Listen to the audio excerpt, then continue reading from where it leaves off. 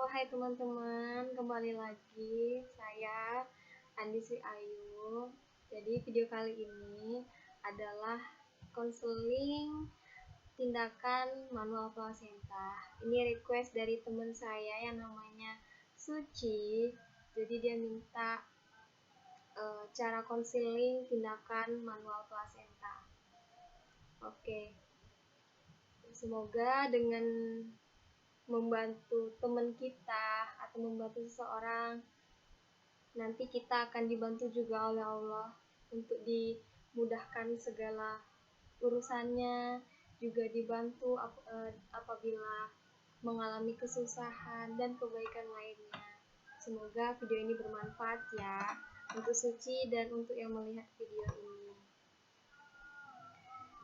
Jadi kita langsung mulai saja. Konselingnya diawali dengan kita harus tahu indikasi-indikasi plasenta manual itu seperti apa.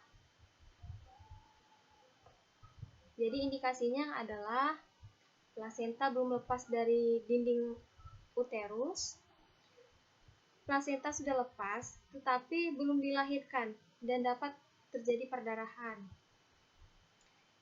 Indikasi selanjutnya mengganggu kontraksi otot rahim dan menimbulkan perdarahan. Retensio plasenta tanpa perdarahan dapat diperkirakan darah penderita terlalu banyak hilang. Keseimbangan baru berbentuk bekuan darah sehingga perdarahan tidak terjadi dan kemungkinan implantasi plasenta terlalu dalam. Secara patologis, manual plasenta dapat segera dilakukan apabila terdapat riwayat perdarahan postpartum berulang, terjadi perdarahan postpartum melebihi 400 cc, pada pertolongan persalinan dengan narkosa, dan plasenta belum lahir setelah menunggu selama setengah jam. Jadi, melihat indikasi-indikasi tersebut terjadi pada pasien, konseling yang pertama adalah kita memperkenalkan diri, kemudian kita menyampaikan kepada ibu dan keluarganya atas kondisi yang dialami ibu saat ini. Permisi ibu, saya Bidan Andi yang bertugas pada pagi hari ini. Saat ini kita sedang dalam proses pengeluaran plasenta, namun sudah 30 menit plasenta atau ari-ari ibu belum lahir. Jadi terpaksa kita akan melakukan pelepasan plasenta secara manual menggunakan tangan ya bu. Karena apabila plasenta ini tidak segera dikeluarkan akan menyebabkan perdarahan karena masih ada plasenta di dalam rahim ibu. Mungkin ada rasa tidak nyaman saat tindakan, namun ibu bisa mengikuti instruksi saya untuk menarik nafas agar ibu tidak terlalu sakit. Dan saya minta bantuan Bapak untuk tetap menyemangati ibu. Nah, bagaimana ibu? Apakah setuju dengan tindakan yang akan saya lakukan? Setuju. Baik bu, jika setuju, Bapak bisa bantu ibunya untuk tanda tangan di surat persetujuan tindakan ini. Oke, setelah ditandatangani, kita bertanya dengan klien dan keluarganya, Bapak atau Ibu, sampai di sini ada yang ingin ditanyakan? Tidak ada bu. Oke lah, baik, Bapak jangan lupa berdoa dan semangatin ibunya. Ibu jangan khawatir juga, insya Allah prosesnya berjalan dengan baik.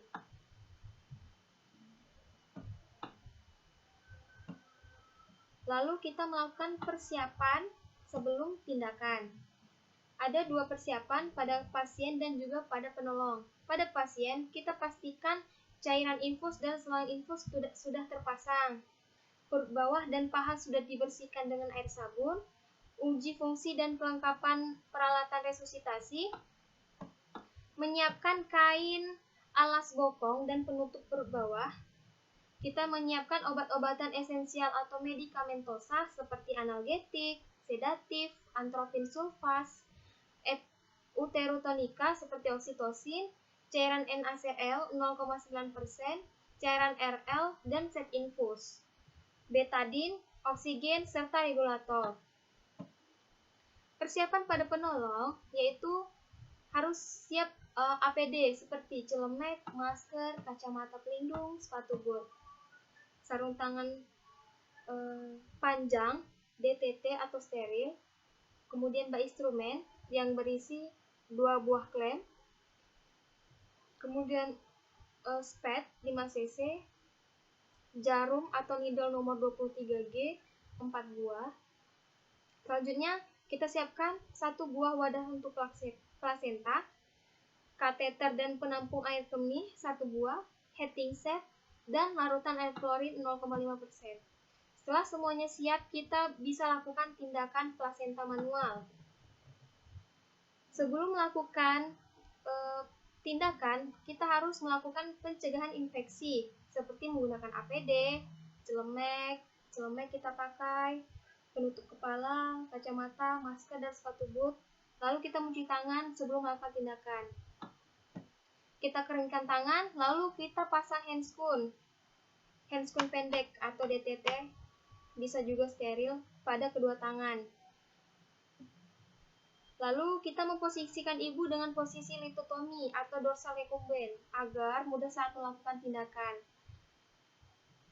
Kemudian kita memasangkan alas bokong pada klien serta membersihkan vulva dan perineumnya. Selanjutnya kita melakukan tindakan penetrasi kavum uteri, yaitu melakukan kateterisasi kandung kemih, memberikan analgesia perektal, melepas sarung tangan kanan yang pendek, kemudian menggantinya dengan sarung tangan yang panjang, DTT atau steril. Lalu menjepit tali pusat dengan klem, kemudian tegangkan tali pusat sejajar lantai dengan tangan kiri. Masukkan tangan kanan secara obstetrik seperti ini, punggung tangan ke bawah.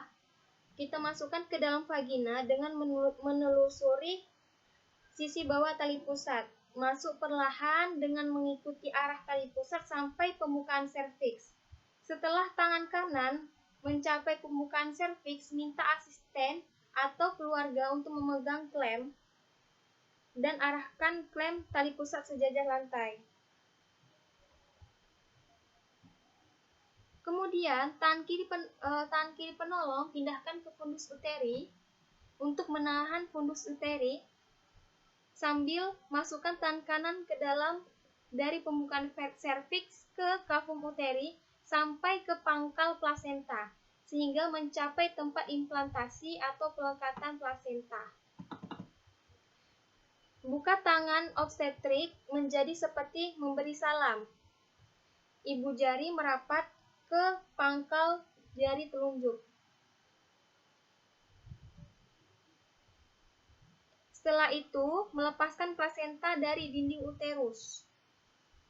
Tentukan implantasi plasenta, korpus depan atau bawah, temukan tepi plasenta yang paling bawah.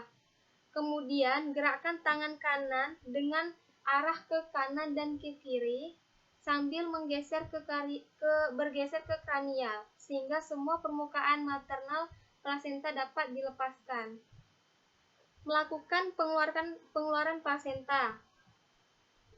Sementara tangan masih di dalam kavum uteri, tangan kanan lakukan eksplorasi ulang untuk memastikan tidak ada bagian plasenta yang masih melekat di dinding uterus. Nah, pindahkan tangan kiri penolong dari fundus ke suprasimfisis untuk menahan segmen bawah uterus pada saat plasenta dikeluarkan. Instruksikan asisten atau keluarga yang memegang klem untuk menarik tali pusat dan sambil tangan kanan penolong menarik plasenta keluar. Hindari percikan darah. Lakukan sedikit pendorongan uterus dengan tangan kiri ke arah dorsokranial setelah plasenta lahir. Jadi didorong kemudian dilahirkan. Lakukan masase uterus. Sudah keluar, kita taruh di dalam wadah. Kita lakukan masase uterus. Kita perhatikan kontraksinya dan jumlah darah yang keluar. Sudah selesai, keluar plasentanya, kita melakukan pencegahan infeksi sesudah tindakan, yaitu membersihkan tubuh ibu dari cairan darah pasca tindakan dan merapikan tubuh ibu dengan posisi yang nyaman. Membersihkan dan membebaskan ranjang tindakan, dinding, serta lantai dari cairan darah pasca tindakan, Mengumpulkan semua barang, bahan atau instrumen bekas pakai dan dekontaminasi semua alat ke dalam larutan klorin 0,5%. Setelah itu kita melepas dan merapikan APD yang dipakai. Kemudian kita membuka sarung tangan atau handscoon ke dalam larutan klorin 0,5%. Kemudian kita mencuci tangan sesudah melakukan tindakan.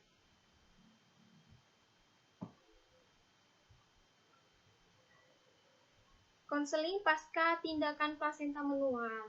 Memberitahu kepada ibu atau keluarga bahwa tindakan telah selesai.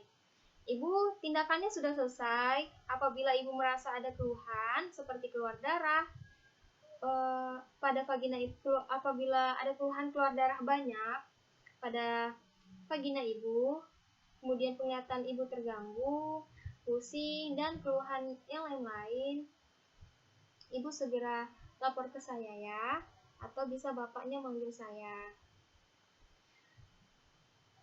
Kemudian saya mengajarkan ibu untuk melakukan massase uterus. Bapak dan ibu saya ajarkan untuk massase uterus, massase perut ya, atau pijat perut untuk mencegah terjadinya perdarahan.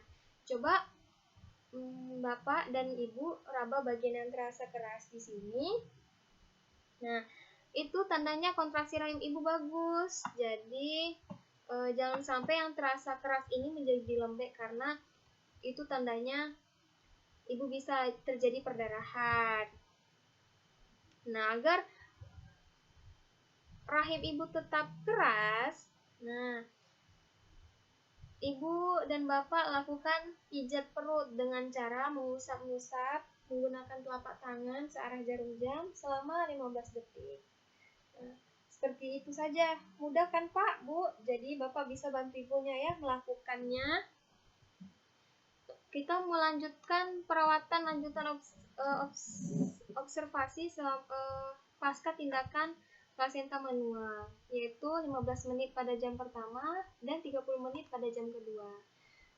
Jadi Bu, kami akan melakukan pemantauan ya selama 2 jam, yaitu setiap 15 menit pada jam pertama dan 30 menit pada jam kedua. Jadi mohon maaf nanti sedikit mengganggu waktu istirahat Ibu. Nah, selama pemantauan, Ibu belum boleh banyak bergerak dulu ya. Ibu silakan istirahat tapi tidak boleh tidur. Bapak boleh kasih makan dan minum ibunya. Sebelumnya, apakah ada yang ingin ditanyakan Bapak atau Ibu? Kemudian apabila ada yang ingin ditanyakan oleh pasien, kita dengarkan lalu kita jawab. Setelah itu, kita memberikan dukungan emosional dan jaminan kesehatan. Baik, semoga Ibu dapat kembali pulih ya, dan jangan lupa bila ada yang jangan lupa bila ada bila perlu bantuan, dan bila perlu bantuan Ibu bisa panggil saya ya. Ya, permisi Ibu. Kita lakukan pendokumentasian pada hari Kamis tanggal 7 Mei 2020 telah dilakukan manual plasenta pada Nyonya L usia 27 tahun P1A0 tanda tangan bidan. Jadi itu teman-teman konseling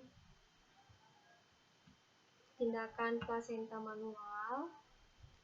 Lebih dan kurang mohon maaf. Semoga bermanfaat dan bisa dipelajari dengan baik. Semoga sukses.